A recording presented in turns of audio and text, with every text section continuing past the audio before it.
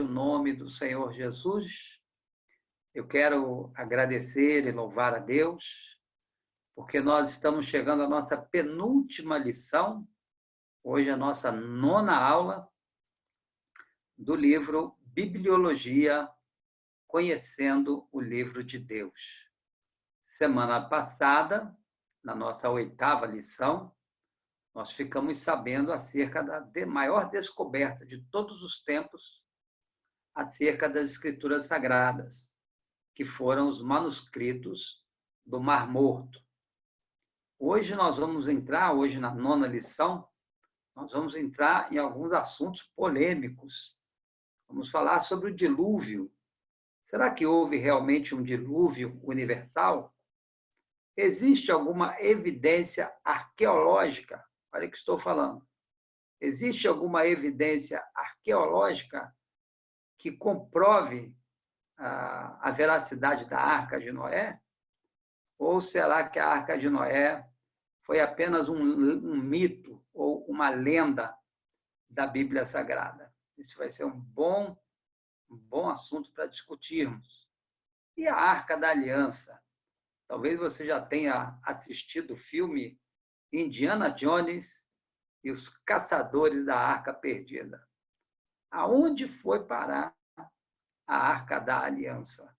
Também é um tema bom para nós tratarmos. E os dinossauros?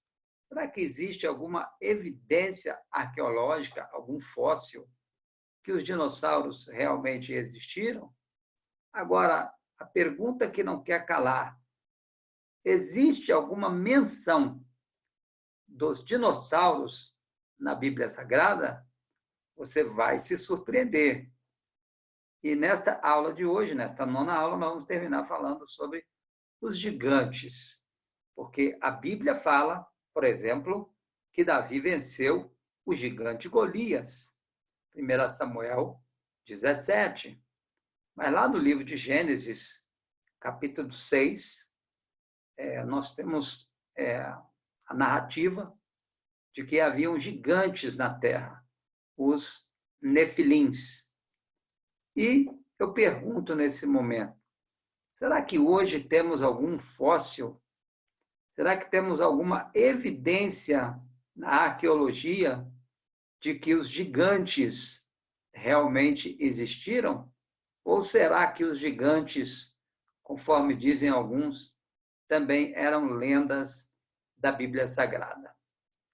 Nós estamos através do Portuguese Ministry, cuja pastora Marcela Dias, nossa pastora abençoada, minha filha na fé, minha amiga, ela tem liderado com excelência esse ministério aí no Arizona, em Phoenix.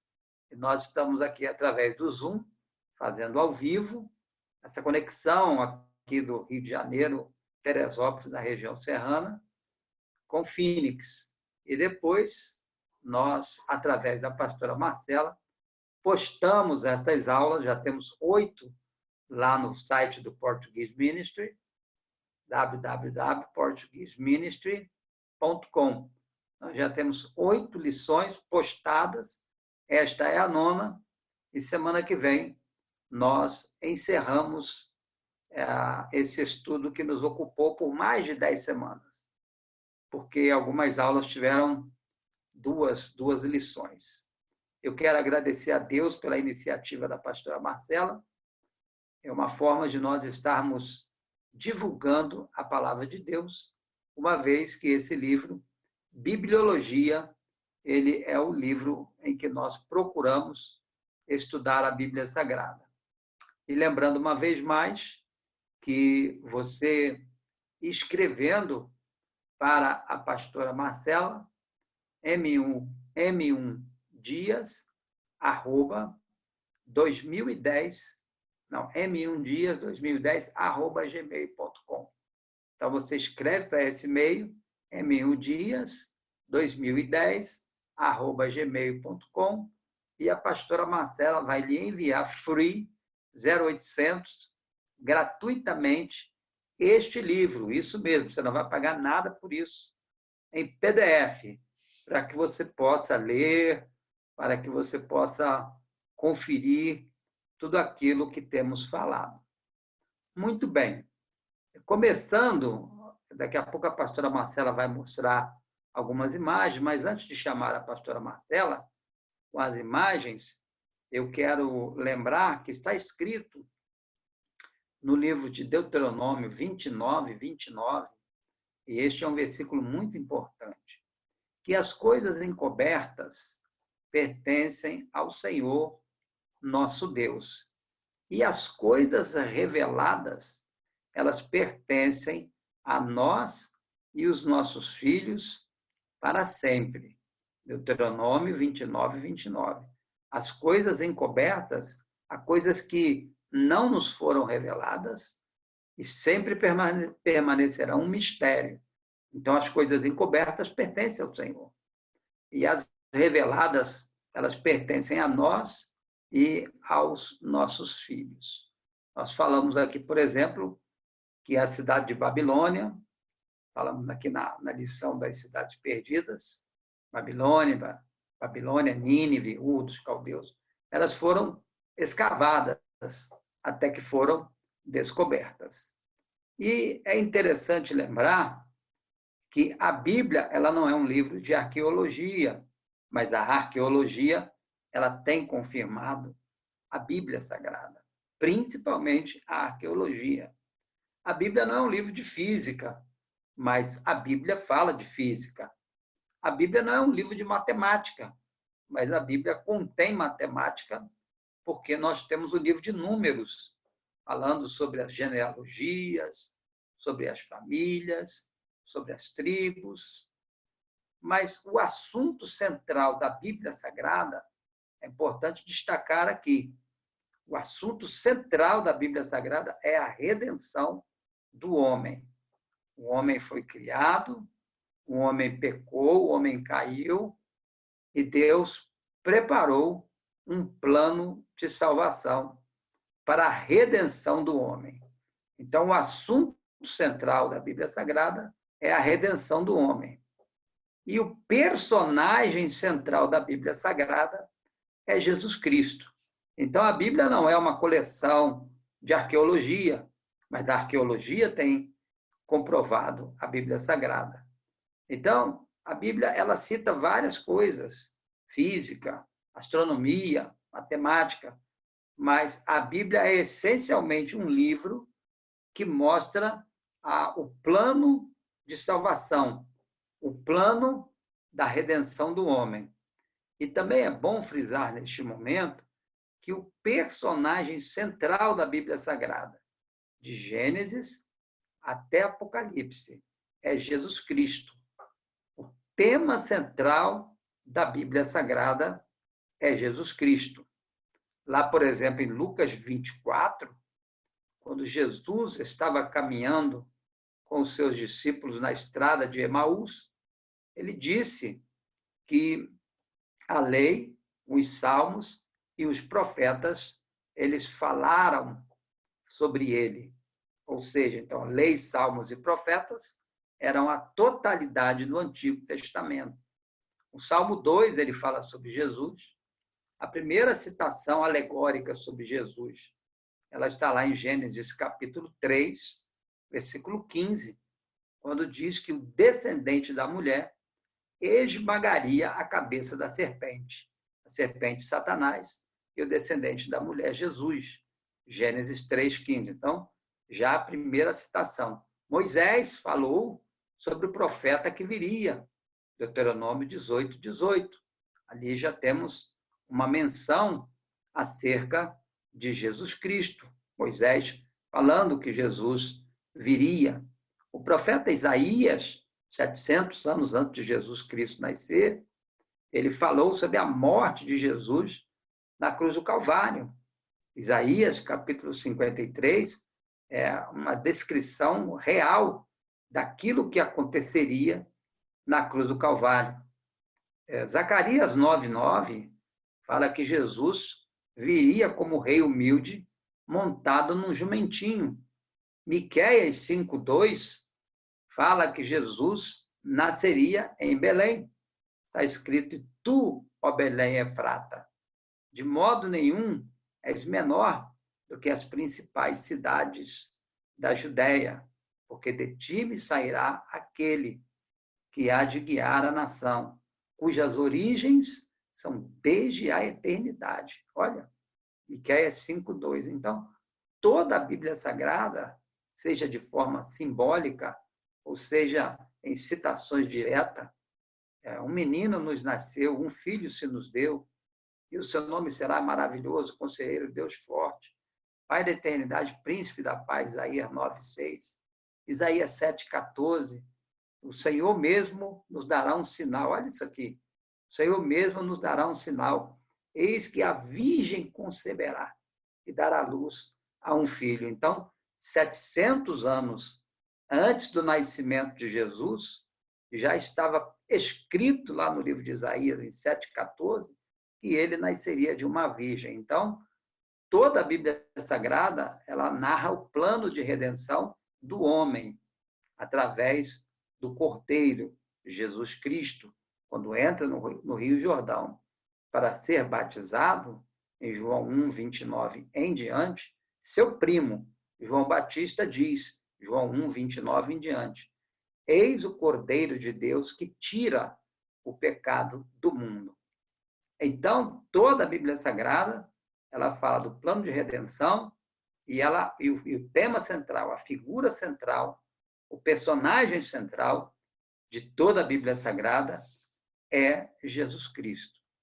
Mas a Bíblia, ela nos revela acerca de alguns mistérios da Terra, muitas questões que foram citadas como mitos, como lendas, coisas que nunca existiram. E a pastora Marcela vai colocar para nós aí agora que nós vamos começar falando sobre a Arca de Noé. Então, você está aí com essa foto. Essa foto aí, na verdade, ela é na Turquia, na região conhecida como Monte Ararat. Então, alguns anos atrás, esse Monte Ararat ele tem mais de 5.000 metros de altura. E no pico desse monte, sempre coberto de gelo. Mas houve uma certa época, lá está o Monte Ararat, né, em que houve um derretimento por causa do aquecimento global. Então, as calotas de gelo da região do Monte Ararat, elas começaram a derreter. E inclusive, esta foto é um dos satélites que orbitam, essa daí ficou ótima, um dos satélites que orbitam em volta da Terra, eles captaram essa imagem aí, na região do Ararat. E isso aí é exatamente nas dimensões que a Bíblia fala acerca da Arca de Noé. E lá no Gênesis capítulo 7, fala sobre o dilúvio. Gênesis 6, Deus convoca Noé para construir uma arca. Gênesis 7 fala que Deus derrama o dilúvio sobre a terra e que a terra e os montes mais altos foram cobertos. Lá em Gênesis 7:19, diz que os montes mais altos da terra foram cobertos.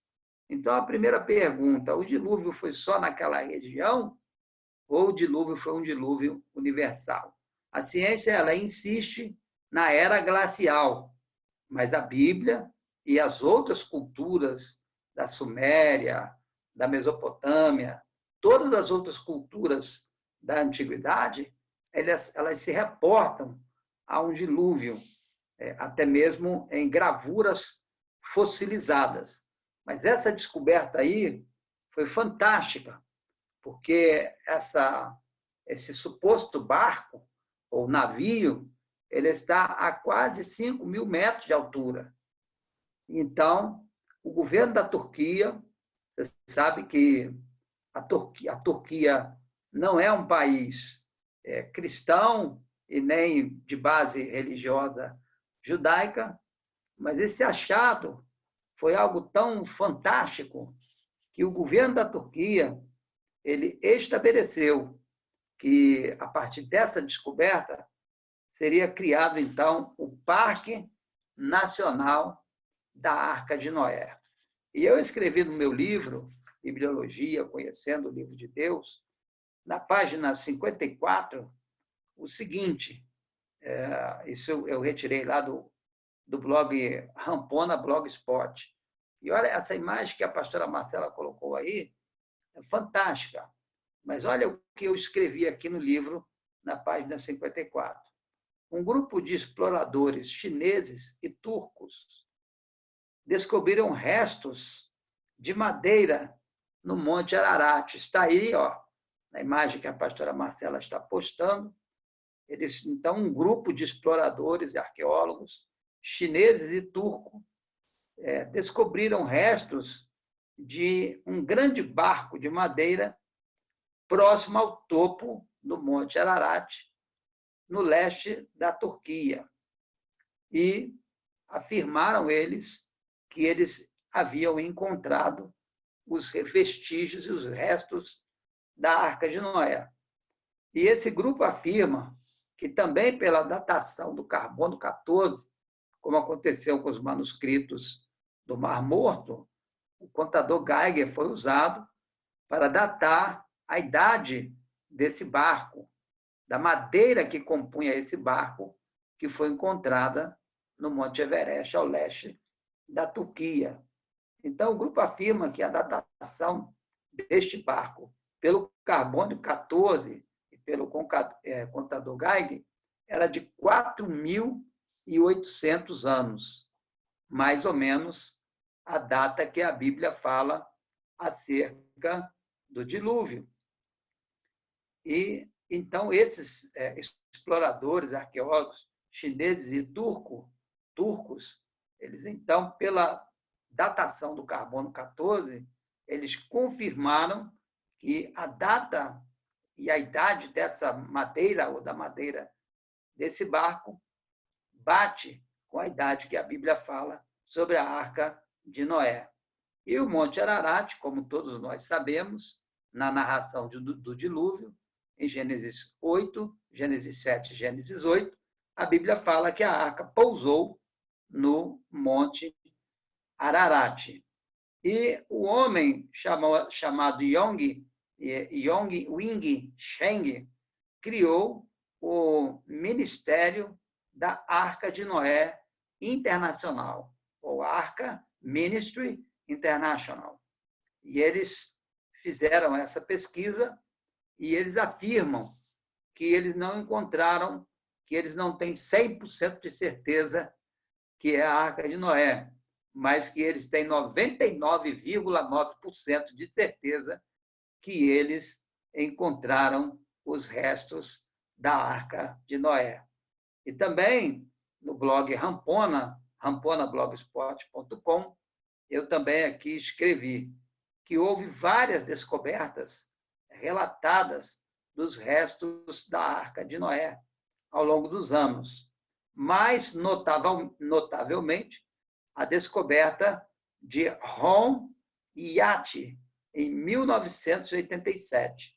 Na época, o governo turco, o governo da Turquia, declarou oficialmente e criou oficialmente, desde 1987, o Parque Nacional da Arca de Noé, porque reconheceram que esse objeto esticado em forma de um barco através das montanhas do Ararat, a quase 5.000 metros de altura, 4.800 metros, batem com aquilo que a Bíblia fala sobre a Arca de Noé. Então, esta foi uma grande descoberta com o derretimento das geleiras do Ararat, por causa do aquecimento global, estava aí, ó, escondido, e nós temos aí, mais ou menos nas medidas que a Bíblia fala, e na idade de 4.800 anos, o fóssil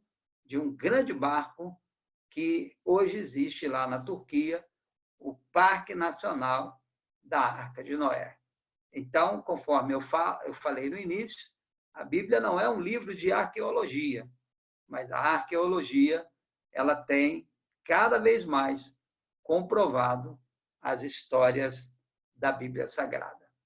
Bom, nós queremos falar agora sobre outra arca, e a pastora Marcela vai colocar aí sobre a imagem da Arca da Aliança. Nós sabemos que Moisés, ele foi chamado por Deus para construir o tabernáculo. Nós temos toda a descrição do tabernáculo no livro de Levítico. E sabemos que o tabernáculo ele tinha 3 divisões. O átrio exterior, onde ficava o altar de holocausto, e ali as pessoas traziam os animais e eram queimadas as ofertas no altar de holocausto. E ali também ficava a pia de bronze. Então, essa região era a região aonde o povo ia, até o altar de holocausto, no átrio exterior.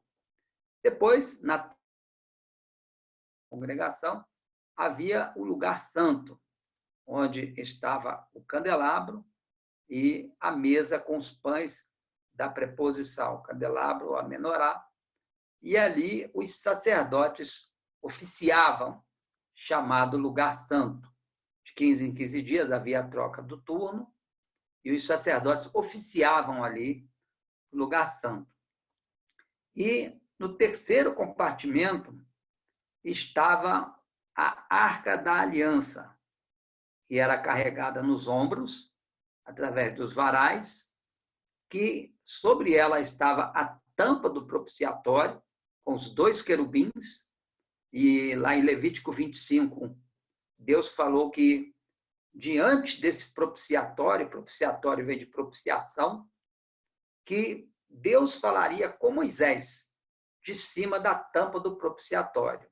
Essa arca era toda de ouro, e dentro dessa arca, tirando a tampa do propiciatório é exatamente onde estão os querubins, e tirando a tampa do propiciatório, dentro dessa arca estavam 3 coisas. Estava a vara de Arão que floresceu, estava o maná e também as tábuas da lei, ou os 10 mandamentos. E essa arca era toda de ouro.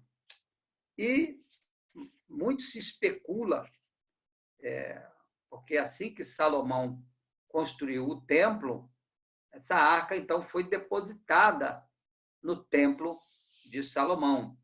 Aproximadamente 1000 anos antes de Cristo foi construído o templo de Salomão. Mas nós sabemos que Israel foi levado cativo, 11 tribos foram levados cativos através da Síria, e, finalmente, a última tribo, a tribo de Judá, conforme a profecia de Jeremias, capítulo 25, versículo 11, de que eles ficariam 70 anos como escravos na Babilônia.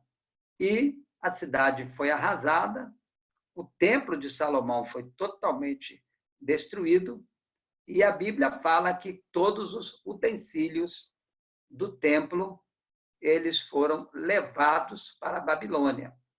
Inclusive, o livro de Daniel nos fala que o rei Belsazar mandou trazer os utensílios do templo para fazer uma festa aos deuses da Babilônia.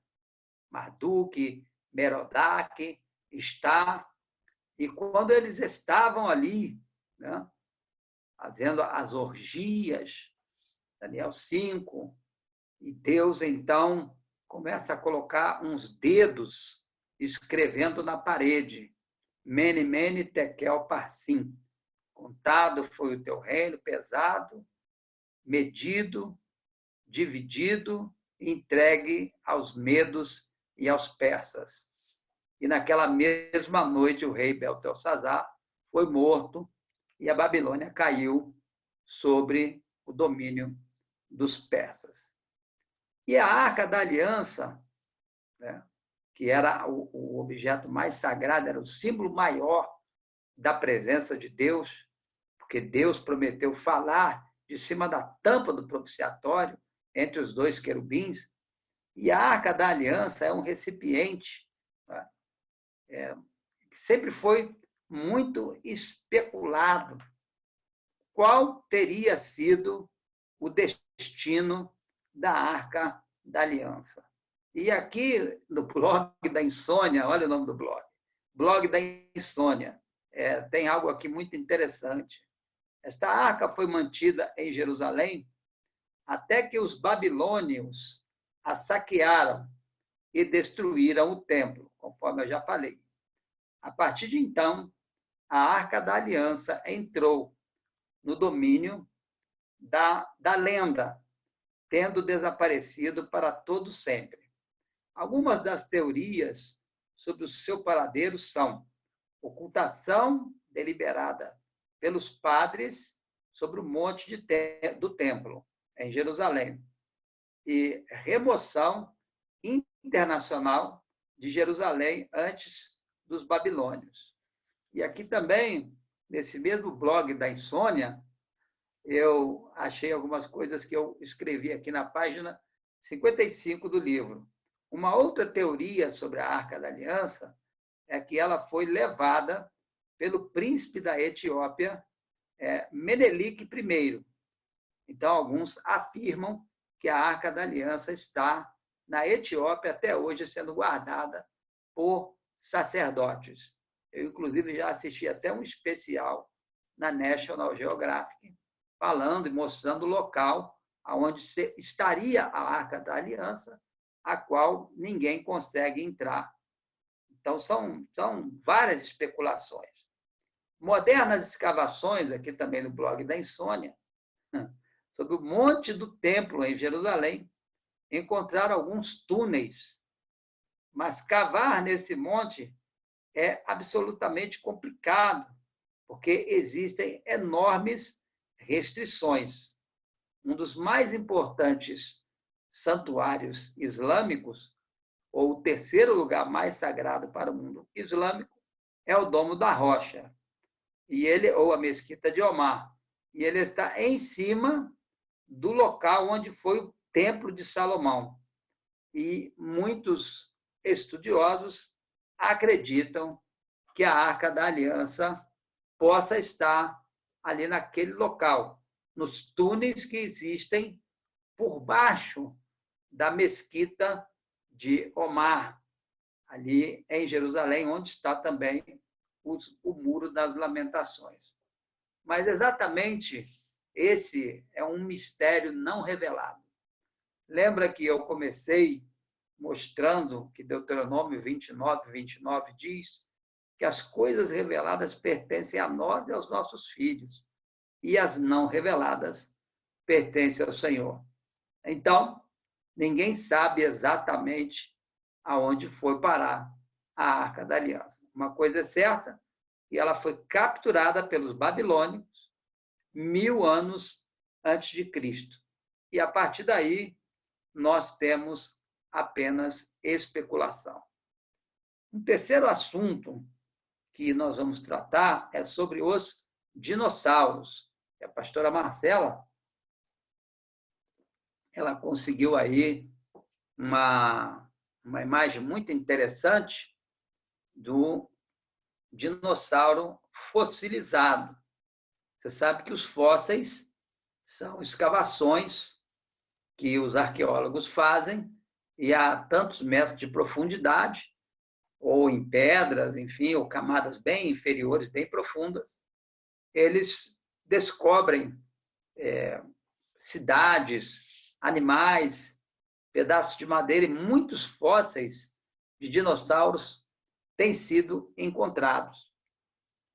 E muitas pessoas perguntam, mas o que a Bíblia fala sobre os dinossauros? E a verdade é que a Bíblia ela tem uma menção sobre os dinossauros. Os dinossauros existiram? Existiram.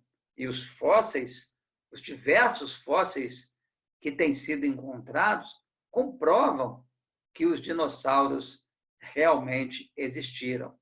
Então, o fóssil é quando em uma escavação, ou num parque, ou num sítio arqueológico, como são chamados, as pessoas descobrem coisas de milhares de anos atrás. Animais, templos, cidades, esqueletos, enfim. Recentemente até foi descoberto o fóssil de um dinossauro no Paraná e lá em cima também na Chapada Diamantina e também lá no Nordeste do Brasil. Agora, há um texto aqui da Bíblia Sagrada que fala de um animal misterioso. A Bíblia chama ele de monstro do mar. Jó, capítulo 40. Para mim e para muitos estudiosos da Bíblia Sagrada, Jó, capítulo 40, do 15 ao 19, em especial o verso 19, que fala que o dinossauro era ou o monstro do mar, como aponta a tradução em português, era a obra-prima de Deus. Mas eu quero ler para você a descrição bíblica deste animal, para que você possa conferir comigo se bate ou não bate com aquilo que nós já sabemos sobre os dinossauros. Eu vou ler Jó, capítulo 40, a partir do versículo 15. Contempla agora o monstro, ou o tami, que eu criei como alguém que come erva como o boi. Todos nós já sabemos que grande parte dos dinossauros eram herbívoros. Não sei se você assistiu, como eu, o Parque dos Dinossauros. Então, os dinossauros eram herbívoros. Eles comiam plantas. E algumas espécies, poucas delas, carnívoras. Mas grande parte deles eram herbívoros.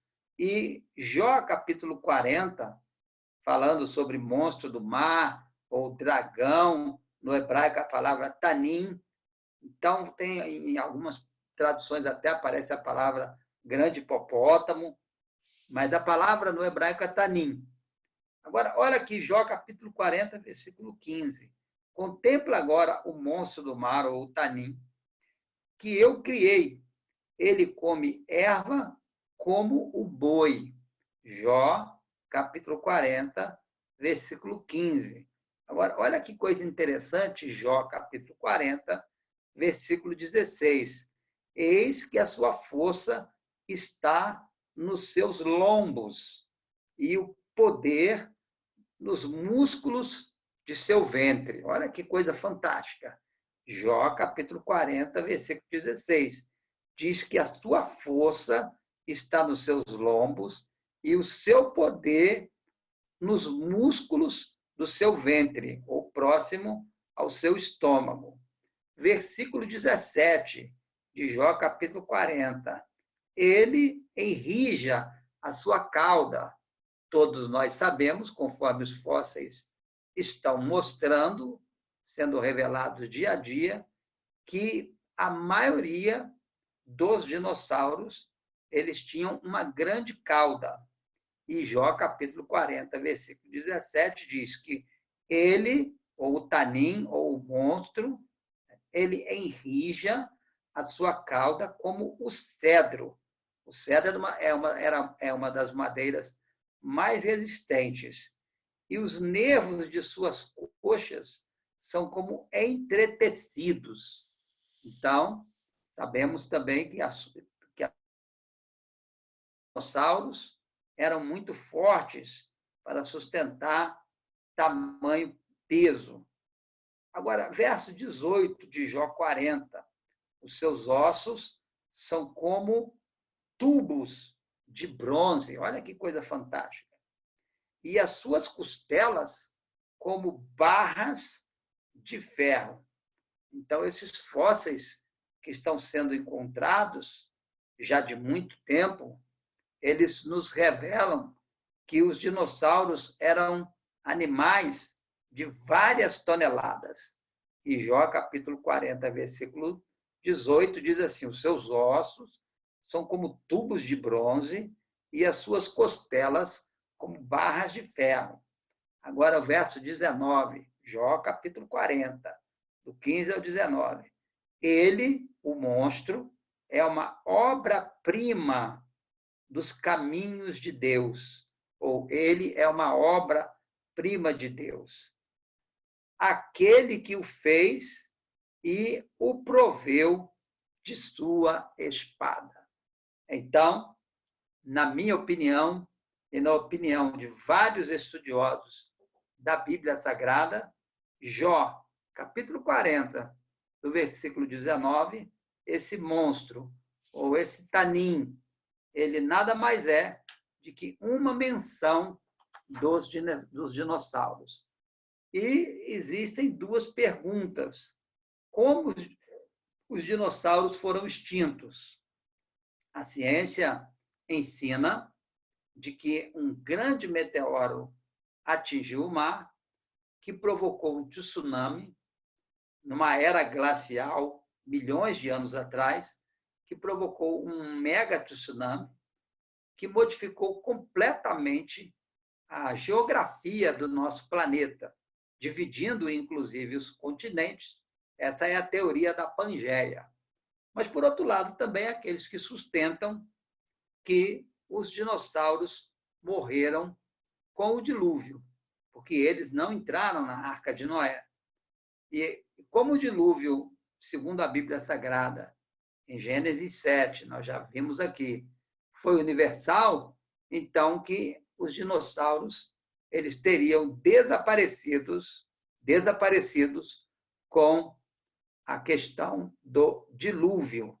Então, este é um assunto bastante interessante. E para fechar a nossa aula de hoje, nós vamos falar agora sobre um outro assunto muito interessante. Nós vamos falar sobre os gigantes. Todos nós conhecemos a história, a pastora Marcela já vai colocar aí a imagem, de alguns fósseis que foram encontrados. O mais famoso foi encontrado lá no Texas, nos Estados Unidos, bem próximo aí de vocês, em Phoenix. Então, as escavações arqueológicas fossilizadas, elas vêm comprovando. Agora, para aqueles que sustentam a teoria da evolução, não é muito interessante divulgar esse assunto. Mas a verdade é que nós conhecemos a história de Davi e Golias. Então, tem sido encontrado esqueletos de gigantes, ou nefilins, conforme diz em Gênesis capítulo 6, em vários países. Inclusive em Israel, nós estamos aí com a pastora Marcela colocando essa fotografia de fóssil de gigante que foi encontrado em Israel, de homens com esqueletos com 450 quilos, com 3, 4 metros de altura. Muito interessante. E aqui no nosso livro, na página 57, no livro de minha autoria, Bibliologia, eu coloquei uma matéria muito interessante. A pergunta polêmica. Os gigantes, do livro de Gênesis, capítulo 6, versículo 4, versículo 3 e 4, os gigantes realmente existiram? Eu vou ler aqui o texto. Naqueles dias, haviam os nefilins na terra. E essa palavra nefilim, do seu original, do hebraico, ela fala de seres descomunais, de gigantes. E continua Gênesis 6:4. E também depois, quando os filhos de Deus coabitaram com as filhas dos homens, estas lhe deram filhos.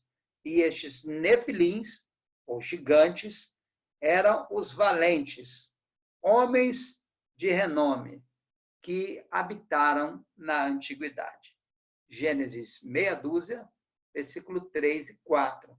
Então, a Bíblia fala de nefilins, ou homens de grande estatura, gigantes. E o gigante mais famoso da Bíblia Sagrada foi Golias de Gate, cujo o enfrentamento aconteceu com Davi em 1 Samuel, capítulo 17.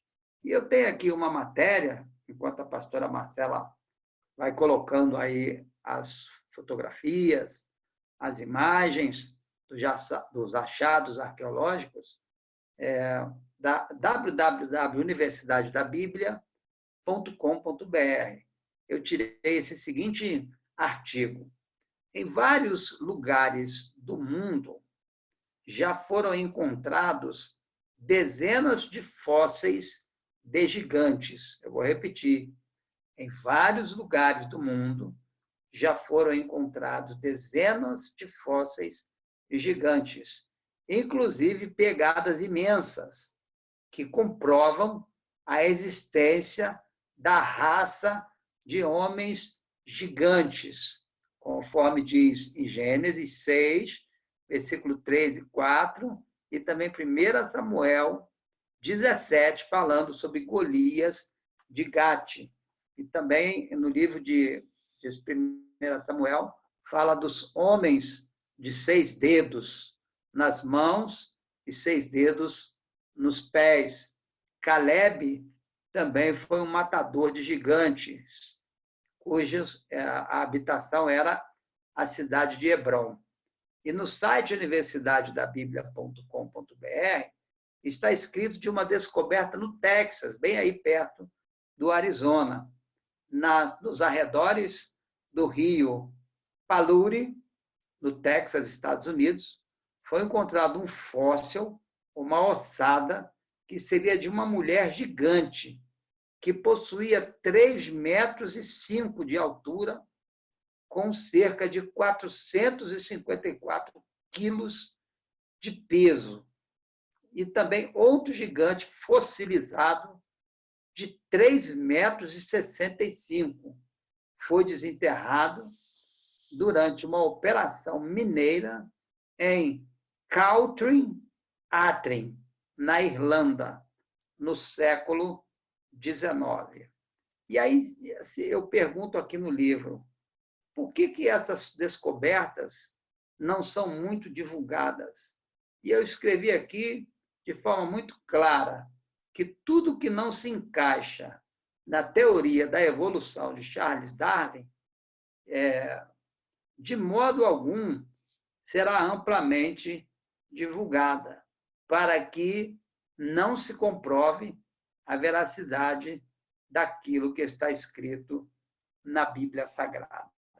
Então, nesta aula de hoje, na penúltima aula, nós falamos sobre esses 4 assuntos, sobre a Arca de Noé, e hoje nós temos o Parque Nacional da Arca de Noé, lá na Turquia. Nós temos os Estados Unidos, como a pastora Marcela mostrou aí, a arca montada para que pessoas possam visitar, é um parque turístico. Temos na Holanda também um outro parque turístico da Arca de Noé, mas o Parque Nacional da Arca de Noé, na Turquia, ele está próximo ao Monte Ararat. Essa área é um patrimônio mundial, que pode, inclusive, ser visitado, e lá existe um barco, semelhante à Arca de Noé, datado pelo teste do carbono 14 com o contador Geiger, de 4.800 anos atrás, e esse local tem sido conhecido no mundo como o Parque Nacional da Arca de Noé. Sobre a Arca da Aliança de Moisés, ela foi conquistada pelos babilônicos quando o templo foi destruído. Então, há um grupo que defende que ela está na Etiópia, há outro grupo que defende que ela está no Monte do Templo, entre os túneis ali próximo ao Muro das Lamentações, debaixo da mesquita, mas este é um mistério. Somente Deus pode nos revelar aonde está a Arca da Aliança.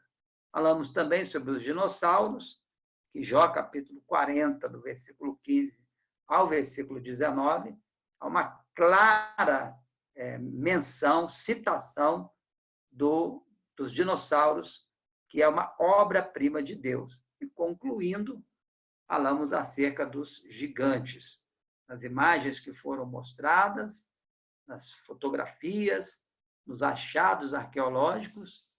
E eu vou deixar para a última aula, que será na semana que vem, Esse aí realmente é uma polêmica muito grande, o assunto sobre Ezequiel, capítulo 1, do livro que foi escrito em 1968, que já está traduzido para 25 línguas e idiomas.